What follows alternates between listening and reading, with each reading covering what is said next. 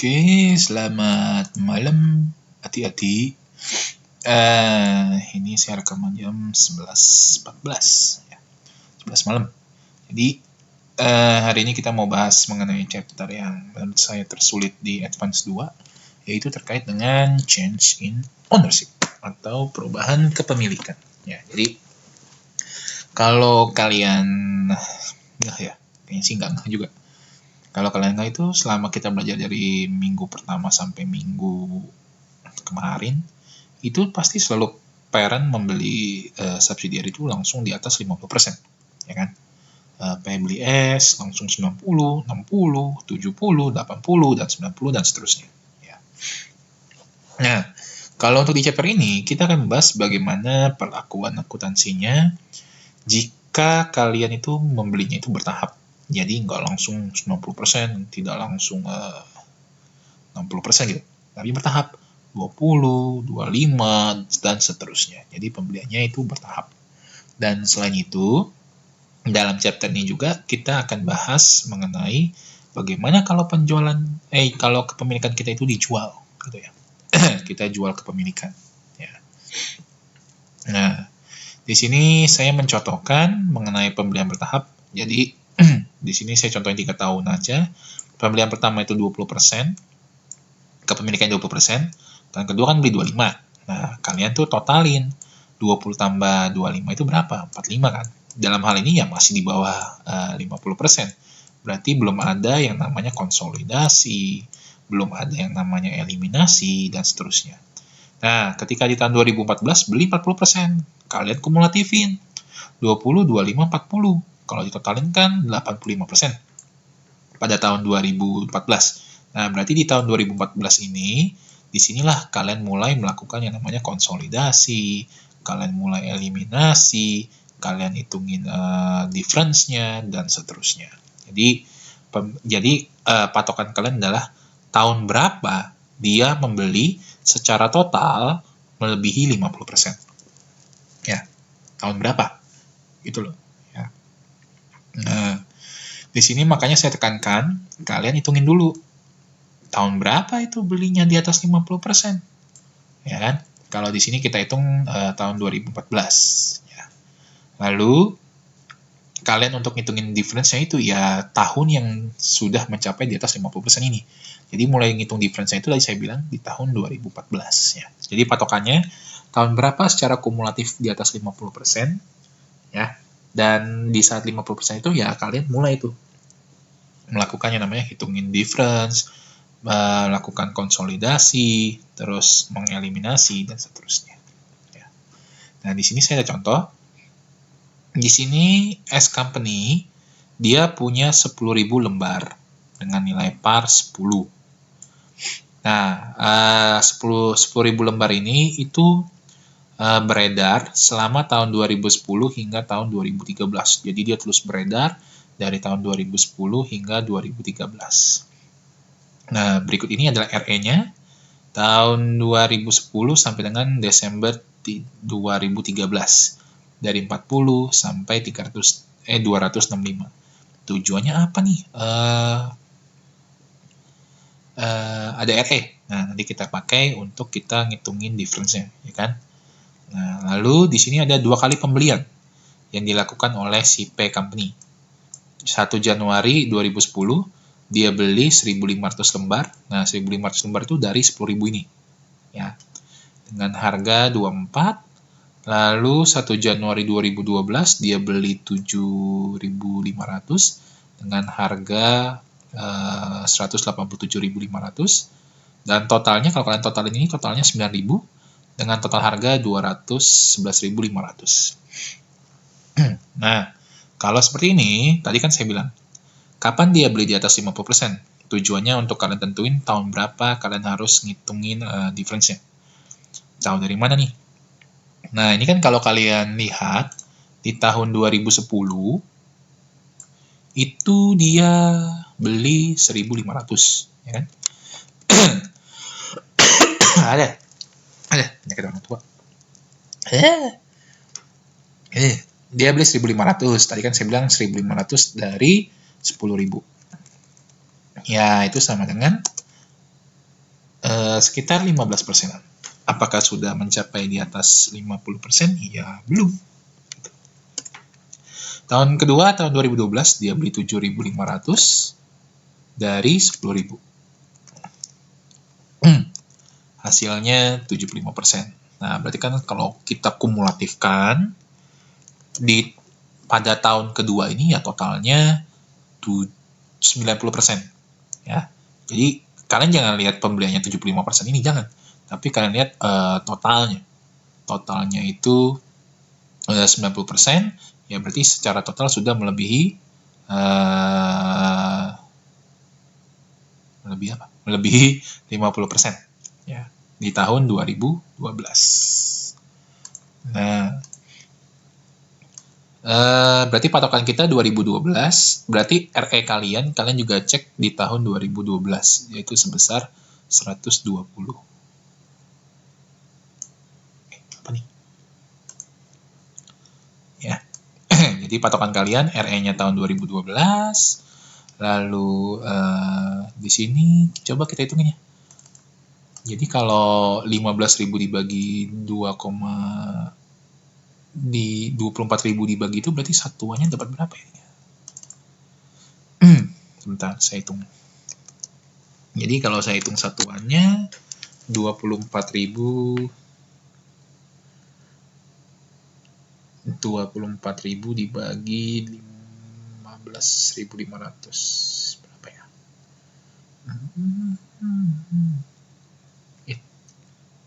16, berarti satuannya 16. Lalu yang kedua itu satuannya 25 kalau nggak salah. 187.500 dibagi 7.500, 25, betul. 20. Ya. Nah, untuk total mah jangan kalian cari satuannya. Kalau begini kan harganya beda-beda. Oke. Jadi kapan pembelian di atas 50%? Ya jawabannya 2012. Langkah kedua, kita hitungin difference-nya. Difference-nya itu kan berarti kalian cari implied value. Nah, implied value-nya pakai rumusnya itu kan purchase price dibagi dengan persentase kepemilikan. Nah, di sini ada 3 harga. 24.000, 187.500, 211.500, ya kan? Pakai harga yang mana? Lalu persentasenya ada 3. 15%, 75%, dan 90%. Pakai yang mana? Ya, tadi kan saya bilang, patokannya adalah kapan di atas 50%. Berarti, untuk menghitungkan implied value-nya, kalian gunakan yang tahun 2012 ini. Yang purchase price-nya 187.500, ya kan? 187.500, lalu persentasenya pakai yang 75%. Jadi untuk implied value-nya, nih, 187.500 dibagi 75%, hasilnya 250.000. Dikurangi dengan book value-nya. Book value-nya itu pertama apa? Common stock. Nih, common stock 10.000 dikalikan 10. 100.000 dong. Nih, RE-nya tadi kan saya bilang mengikuti tahun kalian di atas 50%, yaitu tahun 2012, yaitu sebesar 120. Nih, jadi kalau saya hitungin, ternyata nilai difference-nya adalah sebesar 30. Ya, jadi ngitungin difference ini ya di tahun 2012. Nah, kalau ditanya NCI-nya berapa? Nah, di sini kan pakai 75% ya. Ya, kalian jangan mikir bahwa, wah, NCI-nya berarti 25%. Ya, bukan. Kan kalian punya 15, terus punya 75. Berarti kalian totalnya berapa? 90. Berarti 90 ditambah 90% kan? Berarti kalian kepemilikan 90%. Berarti NCI-nya berapa? Ya 10%, bukan 25%. Kalau 25% kan kalian cuma beli 75, padahal kan kalau secara total kalian beli 90. Ya. Dikalikan 250 hasilnya 25.000. Nah, itu cara ngitungin difference kalau pembelian bertahap. Pak, kalau misalnya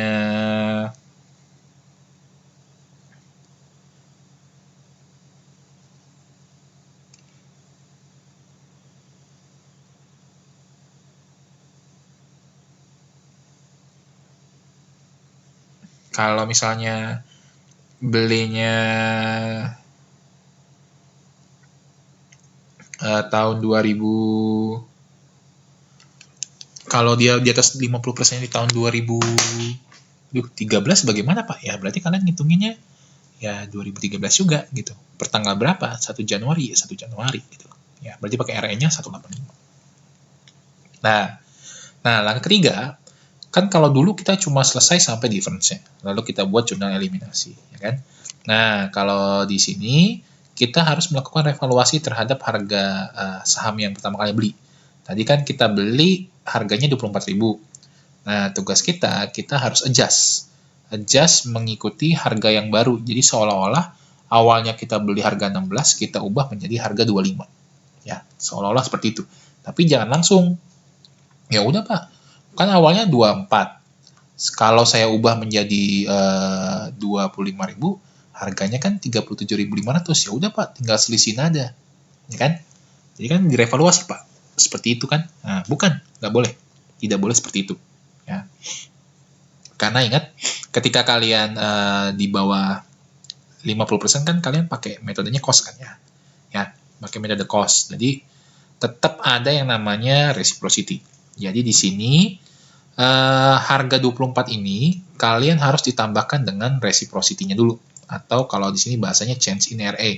Ya ini sama dengan reciprocity. Yaitu perubahan dari saat akuisisi ya, saat kalian mencapai 50% dibandingkan dengan tahun kalian beli yang 1.500. RE saat kalian akuisisi itu kan, atau kalian di atas 50% itu kan 120 nih, yang 2012. Nah, kalian yang beli 1.500 itu di tahun 2010. Nah, jadi kalian selisihkan nih, 120 dengan 40. Ya, dikalikan dengan 15%-nya tentu. Ya kan, karena awal-awal situ kan kita masih pemilikan 15%.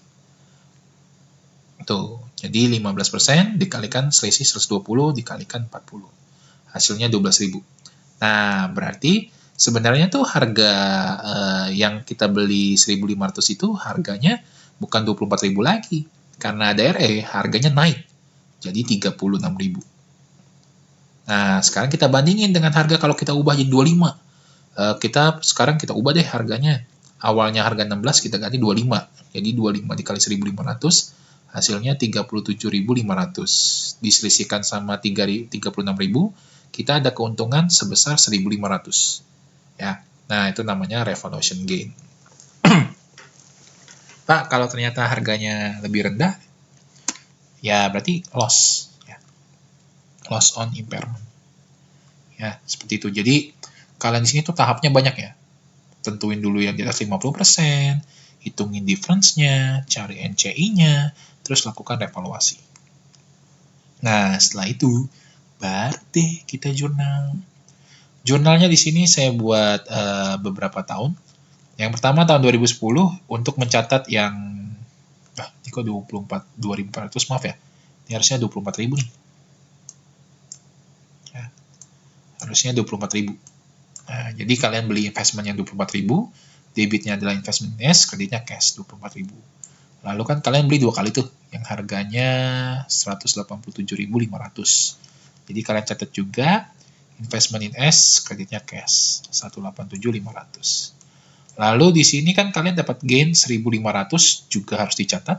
Debitnya adalah investment in S, kreditnya adalah gain on revaluation sebesar 1.500.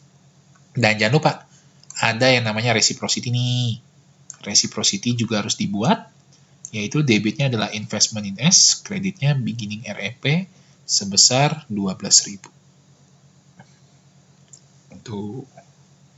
Nah, ini jurnal transaksi-transaksinya. Nah, sekarang kita eliminasinya. Eliminasinya kita eliminasi beginning RE seperti biasa, sebesar 120. Common stock sebesar 100, tadi kita hitungin di atas ya. Nih. Lalu difference between EV and BV 30 dari perhitungan yang atas tadi. Nah, investment in S-nya dapat 225 ini dari mana? Kalian boleh pakai cara setan atau cara manual. Cara manualnya itu kalian totalin semua investmentnya.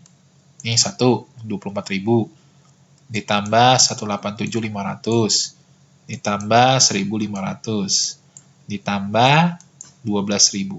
Nah, kalau kalian totalin semua, hasilnya itu 225.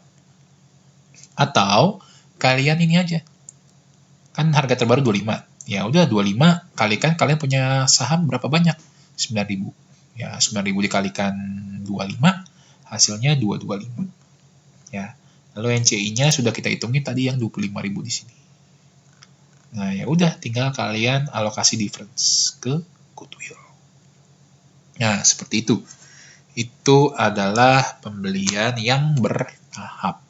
Ya. Nah, sekarang akan kita lanjutkan untuk yang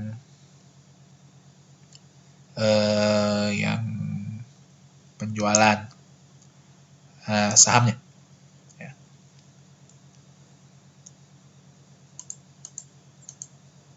Nah, kalau untuk penjualan sahamnya, ini kalian harus perhatikan baik-baik. Ketika kalian menjualan, itu sebenarnya akan ada muncul dua kondisi. Apakah kalian jual masih di atas 50%, atau kalian jual sudah di bawah 50%. Nah, itu penyebutannya adalah maintain control atau loss control. Ya.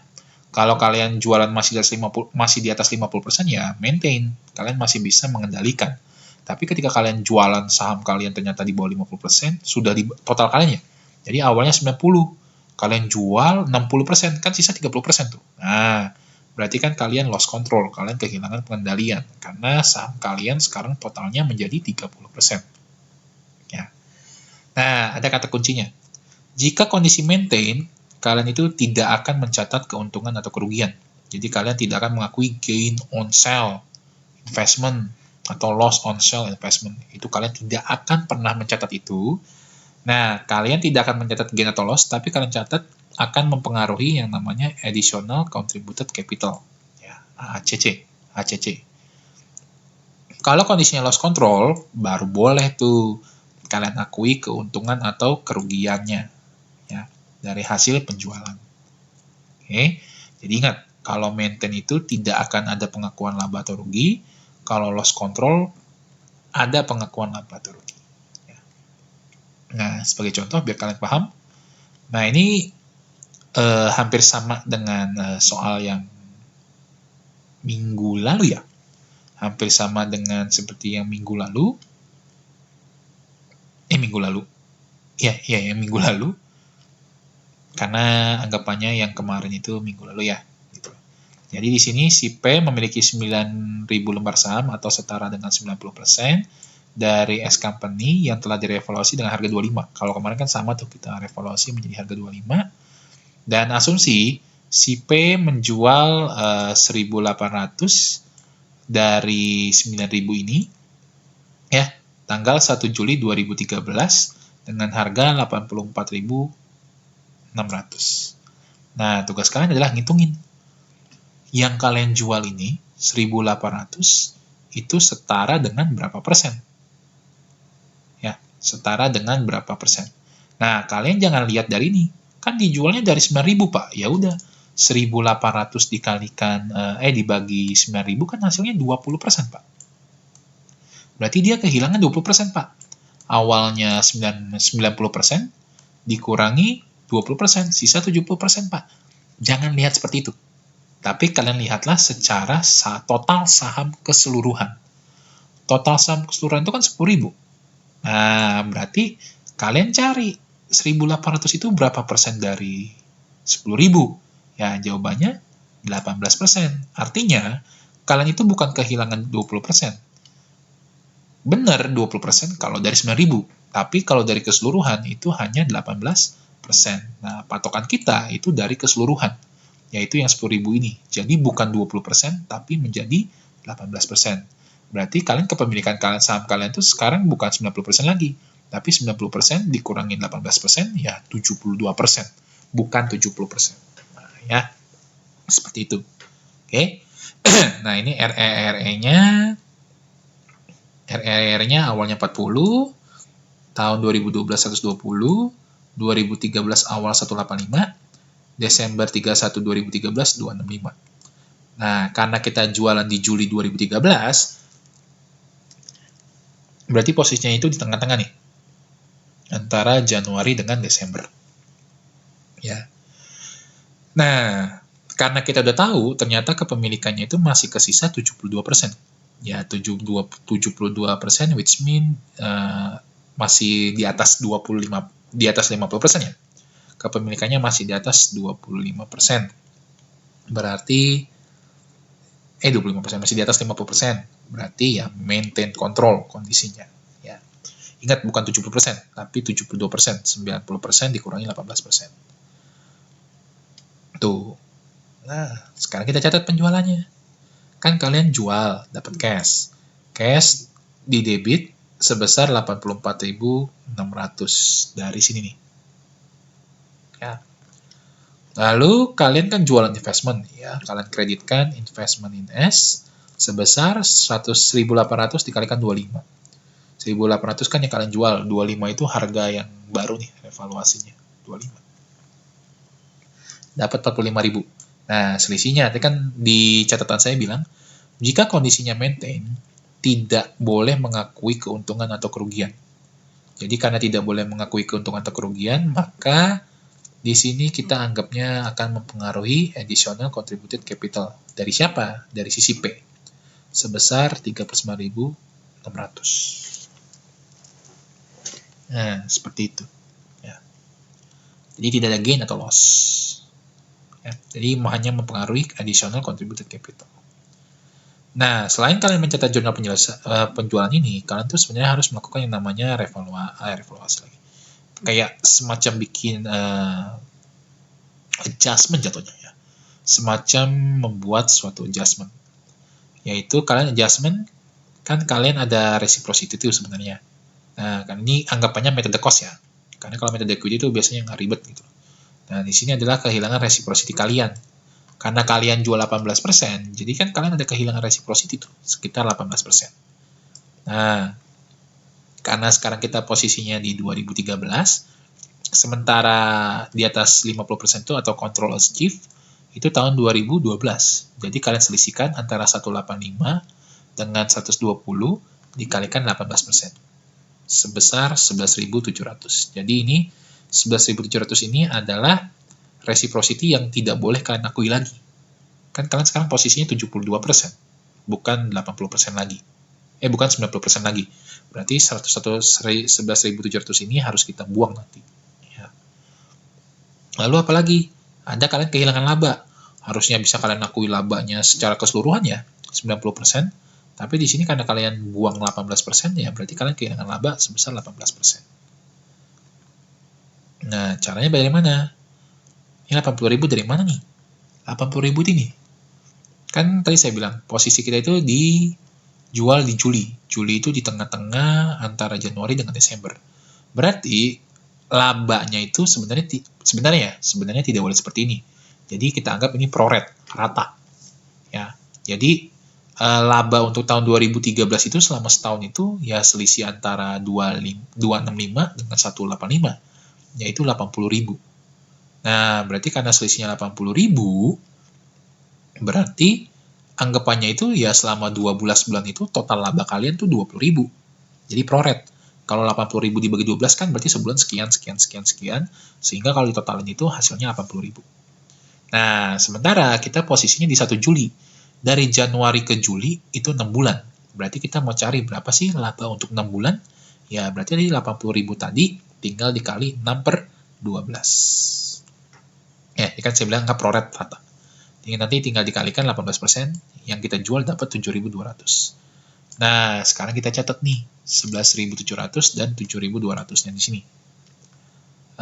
Untuk jurnalnya yang pertama, ini kan seperti kehilangan reciprocity ya.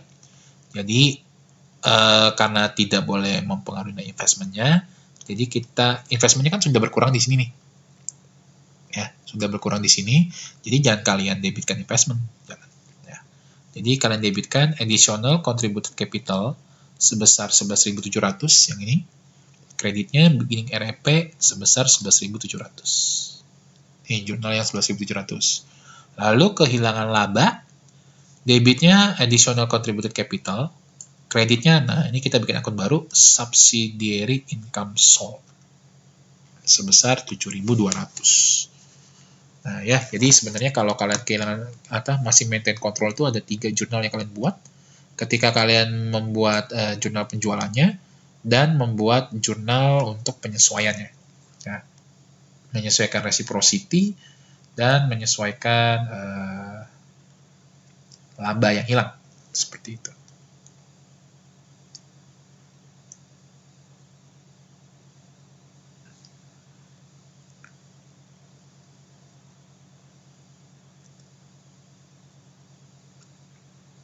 Nah, sekarang bagaimana yang loss control?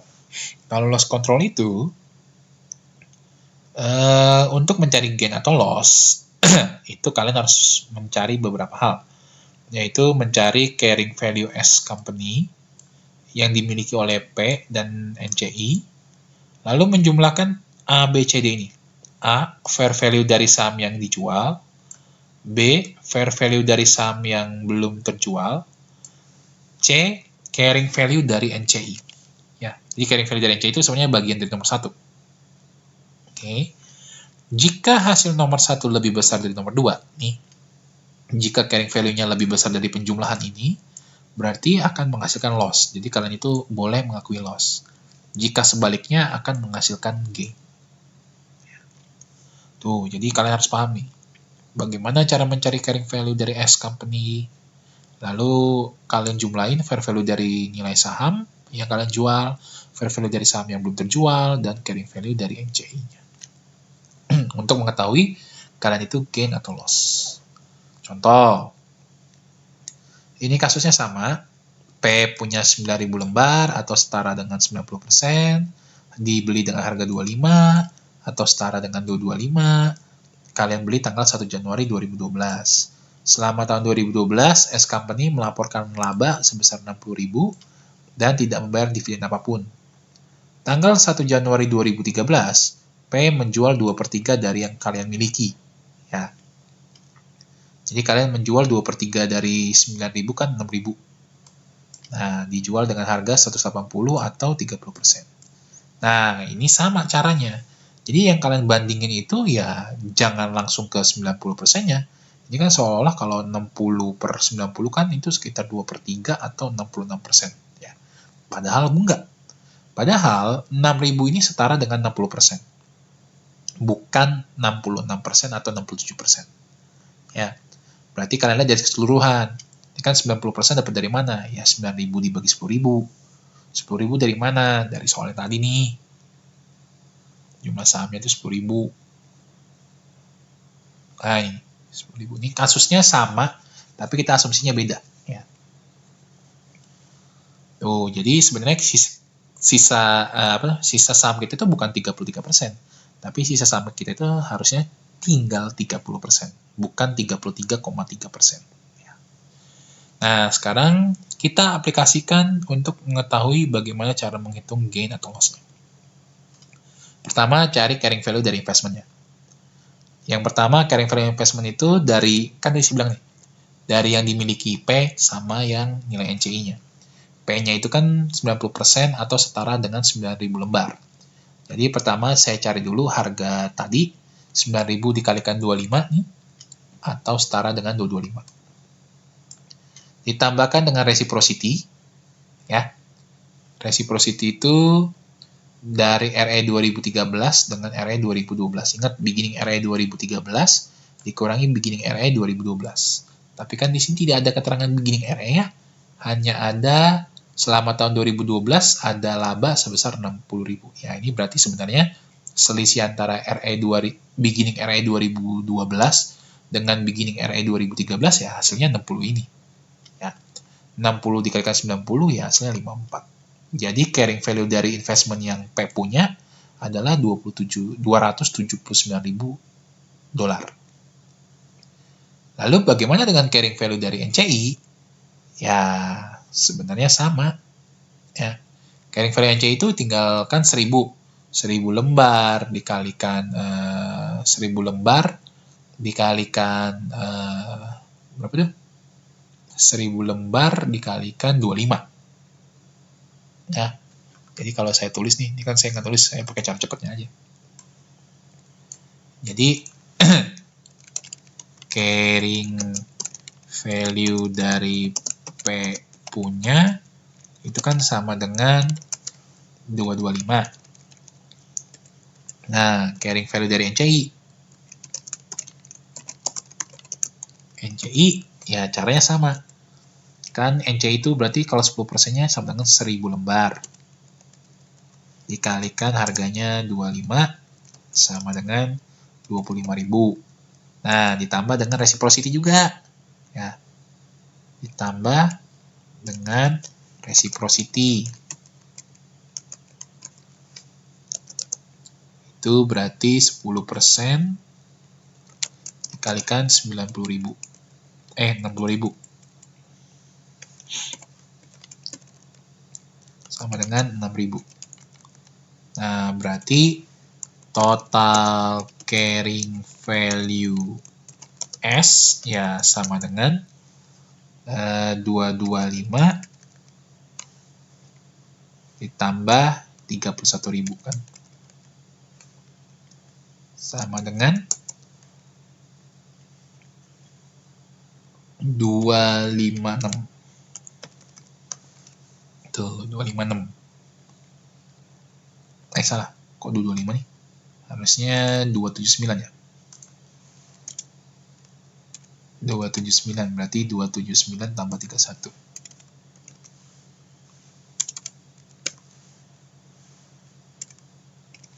Tambah 31 ya berarti 310.000. Nah, lalu dikurangkan atau selisihkan dengan total 3 ini. Nah, total 3 ini kita cari. Fair value dari saham terjual. Ya, berarti kan kalian jualan 6.000 lembar saham. Kali harga paling barunya itu jual dengan harga 30. Berarti sama dengan 180.000. Lalu fair value dari saham yang belum terjual itu sama dengan sisa kan 30.000 lembar, 3.000 lembar kalikan 30 sama dengan 90.000. Nah, lalu carrying value dari NCI. Carrying value dari NCI sama dengan, sudah kita hitungin di bawah nih, carrying value-nya dari NCI 25 tambah 6.000, 31.000. Berarti kalau kita totalin semua, 180 tambah 90 kan 270. 270 ditambah 31, 301. Nah, total dari 3 ini 301. Total dari carrying value-nya itu 310.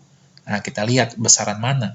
Ternyata itu sesuai dengan nomor 3. Hasil nomor 1 lebih besar daripada nomor 2. Nomor 1 itu lebih besar dari nomor 2 nih. Ini nomor 1, ini nomor 2. Nomor 1 lebih besar daripada nomor 2. 310 lebih besar dari 301. Berarti selisihnya adalah 9.000. Nah, 9.000 itu merupakan loss. Nah, itu kalau mau cara panjangnya. Cuma kalau saya di sini pakai cara lebih pendek aja. Karena di sini sama-sama menggunakan carrying value, makanya itu carrying value-nya itu, carrying value dari NCI itu saya nggak masukin. Yang 31.000 ini saya nggak masukin. Jadi yang saya masukin hanya 279 dengan 270. Ya, hasilnya sama-sama 9.000. Ya, terserah kalian, prefer lebih cara yang seperti apa. Nah, jadi kita akan ada total kerugian itu sebesar 9.000. Nah, sekarang kita jurnal. Kita jualan saham. Debitnya adalah cash, karena kita jualan tadi dengan harga 6.000 dikalikan 30, hasilnya 180. Nah, ada yang namanya realized loss. 6.000 dari mana? Kan total kerugian 9.000. Nah, kalian jual berapa nih? 2/3-nya. Ya. kalian jual 2/3-nya. Berarti dari 90.000 ini, dari 9.000 ini sudah terrealisasi 2/3-nya. Jadi 9.000 dikalikan 2/3 ya sama dengan 6.000. Nah, lalu investmentnya. Investmentnya jangan pakai 225 ya. Kan harga kita harus ditambahkan dengan reciprocity. Jadi 279. Berarti yang kalian jual itu sebenarnya dari 279 ini. 279 dari 2/3 ya sama dengan 186. Ya. Jadi dari sekarang nilainya itu bukan 225, tapi nilai kita itu sesuai dengan perhitungan kita plus NCI ya sama dengan 279. Nah, kan masih ada sisa 3.000 tuh. 3.000-nya itu kan belum terjual. Nah, karena belum terjual, kita anggap sebagai unrealized loss. Unrealized loss sebesar 3.000, dari 9.000 baru diakui 6.000, berarti masih ada sisa 3.000. Kreditnya adalah investment in S sebesar 3.000. Pak, kalau misalnya hitungan saya gain Pak di sini. Nah, ya berarti di sini realized gain, kredit. Nah, di sini berarti debitnya investment, kreditnya adalah unrealized gain. Nah, seperti itu. Ya. Jadi ini memang chapter yang agak sedikit rumit, karena kalian harus belajar dari pembelian bertahap, nanti tiba-tiba dijual. Ya, sama seperti ini nih. Ini tuh sebenarnya kayak jalan cerita ya. Dari beli bertahap, lalu kalian jual. Ya, entah itu jualnya di atas 50, kalian jualnya sampai habis, atau sampai di bawah 50%, atau tetap 50%. Seperti itu. Ya. Semoga video ini bisa bermanfaat untuk kalian. Jika ada pertanyaan, boleh tanya ke dosennya ya. Silakan seperti biasa. Oke. Nah, demikian video ini saya buat. Kita ketemu lagi nanti minggu depan untuk chapter yang baru ya. Jadi, terima kasih. Bye-bye.